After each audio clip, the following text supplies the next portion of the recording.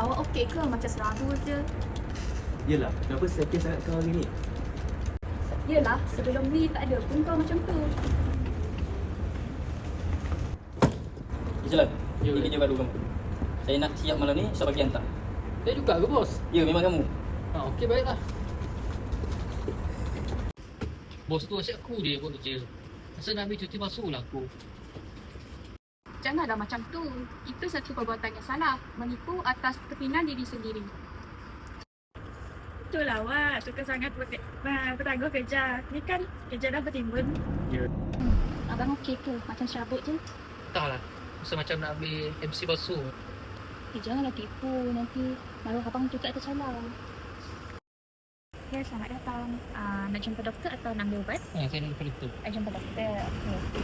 Kenapa saya tengok suhu cik ni macam tak demam? Betul ke demam? Tak lah sebenarnya. Jadi cik datang sebab apa? Sebab saya nak minta MC. Mana boleh saya bagi MC sekali? Nanti saya bagi something.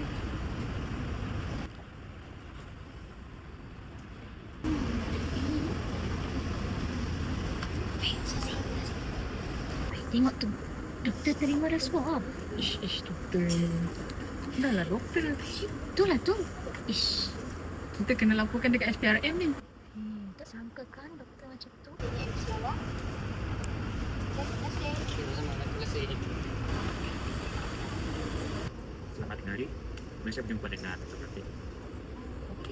Jadi kami telah menerima aduan bahawa anda telah menerima rasuah daripada salah satu pekerja daripada syarikat Cibatu dan Kuat. Jadi anda perlu ikuti kami ke balai untuk apa kesihatan serpihan kita. Saya akan melakukan sebelum itu. Ya, ini bukti yang menjelaskan tentang rasuah. Jadi anda perlu ikut kami ke balai untuk beri secara. Kami dari SPM ingin berjumpa dengan rekan syarikat. Okey. Boleh dekat sana. Lepas tu jumpa. Baik. Ada apa-apa yang boleh saya bantu? Tak, macam ni cik. Kami dari SPM ni telah mendapat aduan dan ada seseorang pekerja dari syarikat ni telah memberi rasuah. Jadi cik dua ada bukti. Siapa yang melakukannya? Ada cik, jadi kita bukti dari rakaman video.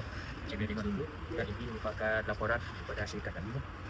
Okey, HR tolong panggil Ijlan.